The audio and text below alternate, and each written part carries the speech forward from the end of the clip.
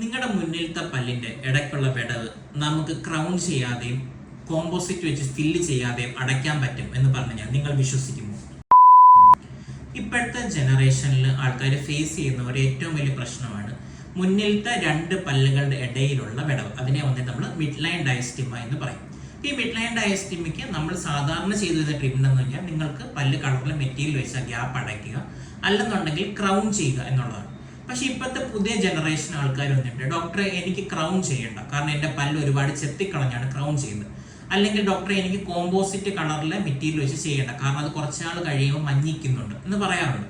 അപ്പൊ ഇതിന് വേറെ എന്തെങ്കിലും സൊല്യൂഷൻ ഉണ്ടോ എന്നാണ് പലരും ചോദിക്കുന്നത്. അപ്പൊ നമുക്ക് ഇവർക്ക് കൊടുക്കാൻ പറ്റുന്ന ഏറ്റവും നല്ല സൊല്യൂഷനാണ് പ്രീ പ്രെപ്പ് വെനീഴ്സ് അല്ലെങ്കിൽ നോൺ പ്രെപ്പ് വെനീഴ്സ് എന്ന് പറയും. ഇത് വന്നിട്ട് വളരെ നേർത്ത പല്ല് കളറിലെ മെറ്റീരിയൽ വെച്ച് ഉണ്ടാക്കുന്ന ജസ്റ്റ് ഒരു ഉള്ളിത്തൊലി പോലെ ഇരിക്കും. അപ്പൊ നമുക്ക് ഈ രണ്ട് പല്ലുകളുടെ വിടവിലേക്ക് വന്നിട്ട് ഇത് കയറ്റി വെച്ചിട്ട് സിമെന്റ് ചെയ്ത് കഴിഞ്ഞാൽ അങ്ങനെ ഒരു വിടവ് ഉണ്ടെന്ന് പോലും ആർക്കും കണ്ടുപിടിക്കാൻ പോലും പറ്റത്തില്ല. അപ്പോൾ നിങ്ങൾക്കും ഇതേപോലെ മിഡ് ലൈൻ ഡയസ്റ്റീമ അല്ലെങ്കിൽ മുന്നിലത്തെ പല്ലുകളുടെ വിടവുണ്ടെന്നുണ്ടെങ്കിൽ നിങ്ങൾ ഞങ്ങളുടെ അടുത്ത് വരുവാണെങ്കിൽ ഞങ്ങൾക്ക് നിങ്ങൾക്ക് ചെയ്തു തരാൻ വേണ്ടി സാധിക്കും.